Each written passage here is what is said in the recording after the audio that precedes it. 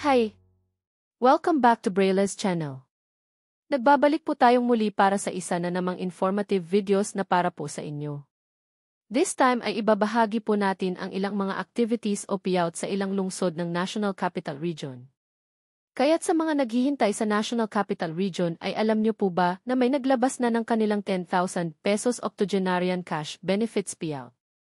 At hindi lamang po yan. Dahil may naglabas din ng social pension payout at ang pagbibigay ng birthday cash gift sa ilang lungsod ng National Capital Region hindi lamang 1,000 kundi aabot po ito ng 4,000 pesos hanggang sa 12,000 pesos. Kung saan ang mga ito at kailan ang nasabing payout ay yan po ang ating ibabahagi ngayon. But before po tayo mag-start sa ating topic, kung bago ka pa lang sa aking channel, please do kindly subscribe, like, and share na din sa ating mga kaibigan, kaanak o kapwa po natin pensioners at please do share na din sa ating mga social media accounts para mas marami pa ang makaalam. With no further ado, let's begin na po sa ating topic.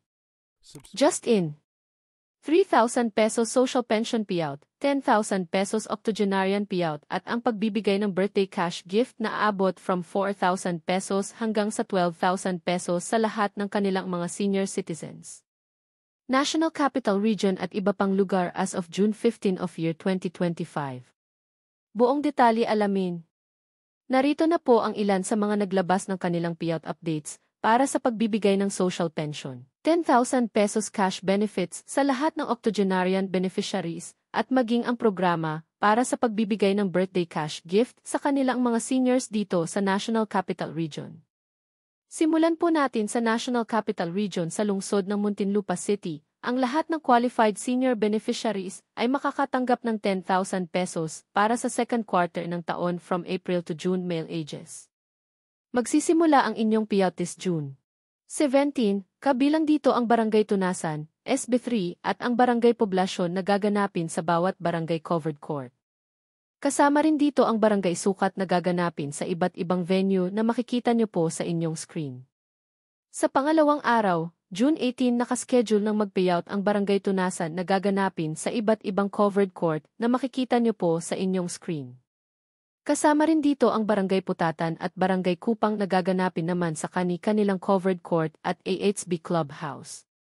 Sa pangatlong araw, June 19 nakaschedule mag-payout ang Barangay Ayala Alabang na gaganapin sa AAB New Barangay Hall at ang Barangay Bayanan na gaganapin sa Osca Center. Kasama rin ang Barangay Alabang na gaganapin sa bawat covered court na makikita nyo sa inyong screen. Sa pang-apat na araw ay nakaschedule ng mag-payout ang Barangay Kupang na gaganapin sa bawat multi-purpose hall na makikita nyo sa inyong screen. At ang Barangay Putatan. At ang Barangay Buli na gaganapin naman sa Buli Covered Court, Bliss at Villar Covered Court at sa Soldiers Hills Village. At sa panghuling araw, June 24 hanggang June 25 ay gaganapin na ang lahat ng unclaimed sa lahat ng hindi nakakuha during the regular payout from District 1 and District 2, gaganapin po ito sa inyong Osca Center. Samantala, ang probinsya ng Valderrama Antique ay naglabas na ng kanilang social pension payout this June 16 para sa second quarter ng taon. Alamin nyo na lang po sa inyong barangay ang venue at oras ng inyong payout. Samantala, dumako na po tayo sa pagbibigay ng birthday cash gift distribution benefits sa lahat ng kanilang mga senior citizens. Ito ay mula sa National Capital Region.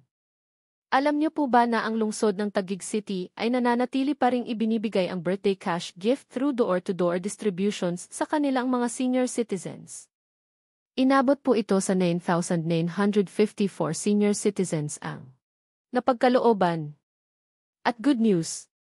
Dahil may age bracket po sila kung magkano ang birthday cash gift ng bawat seniors. Sa Taguig City po kasi ay makakatanggap ang lahat ng 60 years old hanggang sa 69 years old ng tig 3,000 pesos, 4,000 pesos naman ang lahat ng ages 70 hanggang 79 years old. Ang lahat naman ng seniors ages 80 hanggang 89 years old ay makakatanggap ng tig 5,000 pesos at ang lahat ng seniors ages 90 hanggang sa 99 years old ang makakatanggap ng tig 10,000 pesos bawat isa. Wow, ang galing, hindi po ba? Pero hindi magpapatalo po dyan ang lungsod ng Makati City. Alam niyo po ba na nagkaroon ng karagdagang 1,000 pesos cash incentives ang lahat ng senior citizens na miyembro ng Blue Card? So, bukod pa sa natatanggap nila dati ay madadagdagan pa ito ng additional 1,000 pesos. Sa kabuuan, ang lahat ng senior citizens na nasa edad 60 years old hanggang 69 ay makakatanggap ng tig 4,000 pesos bawat isa. At ang lahat ng seniors na umabot sa edad na 70 hanggang 79 years old ay makakatanggap naman ng tig 5,000 pesos. At ang lahat ng seniors na umabot sa edad na 80 hanggang 89 years old ay makakatanggap din ng tig 6,000 pesos bawat isa. At ang lahat ng kanilang seniors na umabot sa edad na 19 hanggang 99 years old ay makakatanggap naman ng tig 11,000 pesos bawat isa. At hindi lamang po yan dahil ang lahat ng seniors na umabot sa edad na 101 years old pataas ay makakatanggap ng tig 12,000 pesos bawat isa. Wow, sobrang swerte naman ng lahat ng Makati City senior citizens, hindi po ba? Ito po ay magsisimula na sa pag-distribute ngayong buwan ng July ng taong ito. Paalaala lang din po na ang inyong cash incentives ay hahatiin sa dalawang bahagi at ibibigay po ito tuwing July at December ng bawat taon. Nakakatuwa naman na super alaga nila ang kanilang mga seniors. Hindi po ba? Naway ang lahat ng lugar ay gawing inspirasyon ito para gayahin o tumbasan para sa kapakanan ng kanilang mga seniors. Samantala, ano na nga ba ang status ng social pension payout ng ilang National Capital Region at ilan ding karatig probinsya? Para po sa lahat ng naghihintay ng kanilang payout schedule sa National Capital Region ay maaaring magkaroon pa ng delay sa inyong payout para sa mga kadahilanan. Dahil sa transition period na ginagawa ngayon sa lahat ng lugar, especially sa National Capital Region para sa mga bagong halal, maging ito ay newly elected or dati pang nakaupo, ay kailangan pang hintayin ang assumption period. Ang assumption ng office ng mga newly elected at re-elected officials ay mag-start na this June 30. Kaya asahan po natin na by July pa mag-start ang anumang activities ng bawat local government units. Sa ilang lugar naman ay nananatili talagang wala pang payout dahil sa hindi nagkaroon ng approval sa Agreement of Undertaking between the DSWD at ng local government offices.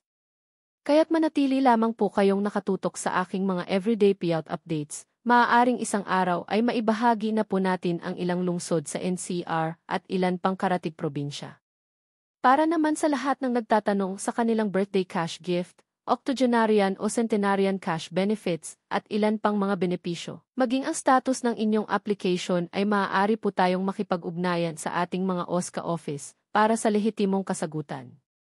Higit kaninuman, sila ang nakakaalam ng bawat galaw ng inyong mga benepisyo.